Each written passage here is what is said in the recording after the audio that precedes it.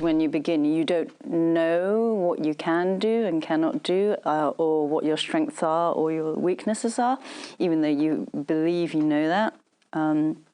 So that the knowledge of being able to tell what you can do with confidence, and also just being a much faster artist. Like, I think speed is pretty important. When you start, you're pretty slow, and now I can produce the same work in a much sort of like faster speed, basically. Yeah, so that's pretty important. And also the ability to sort of like manage myself a lot better.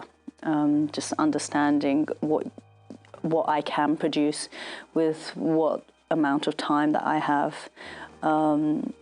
Being able to confidently be able to assess yourself, I think that's a gain as well. I do lots of different jobs in this industry now, so to be honest, my favorite is story. I love being in story. I love the process of story development and being the first person to make the script into visual. That's a process that I enjoy the most.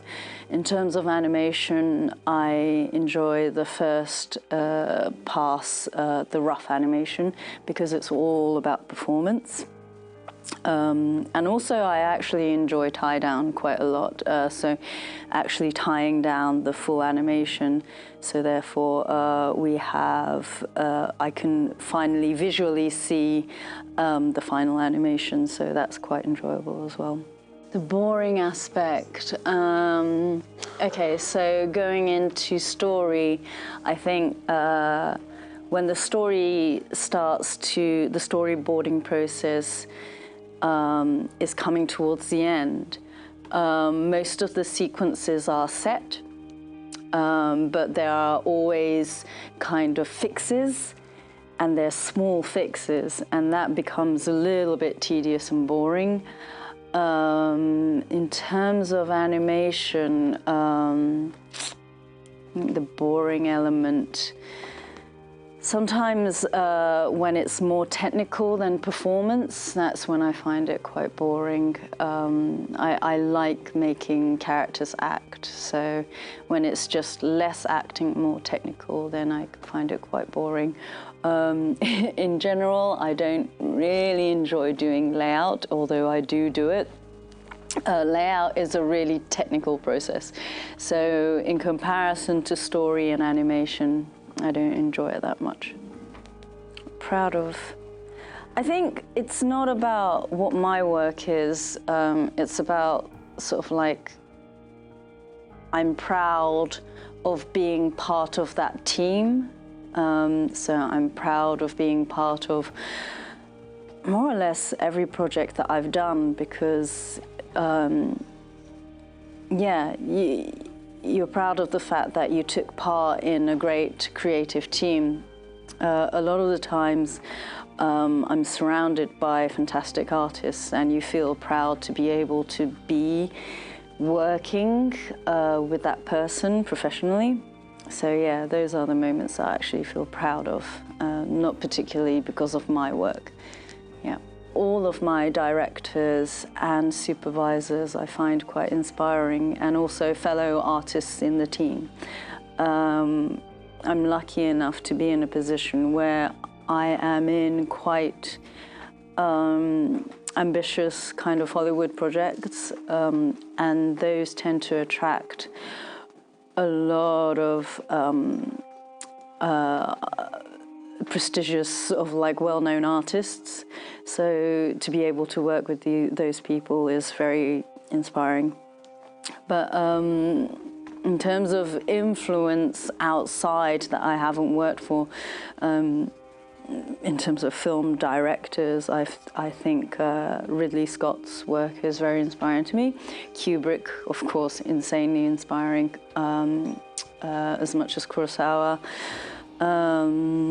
But yeah, a lot of live-action film directors, I must say, more than animation.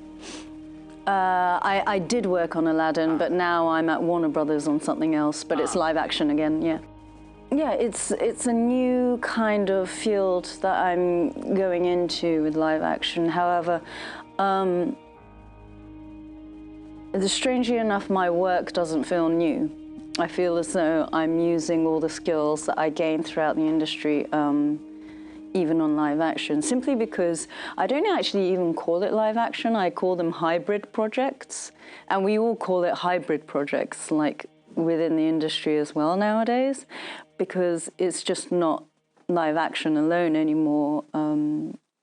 There's so much animation in live action film as well, so my job doesn't change, but it's really fun to be able to work with live action sets, because when you visit the sets, you turn into a child. You're in a magical new world. So yeah, that's always the perk of working on sort of like films that have live action elements to it.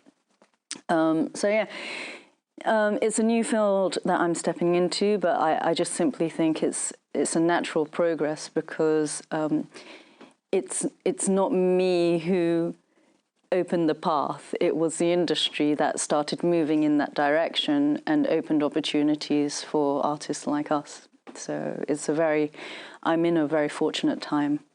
Yeah, I do sort of like draw for myself, but I don't really make animation for myself at the moment, but I still do life drawing, I still sketch, and that's kind of my little side project for myself, I guess. So yeah, those kind of things I still do, but I don't go into developing films or anything like that. Maybe one day I will do, yeah.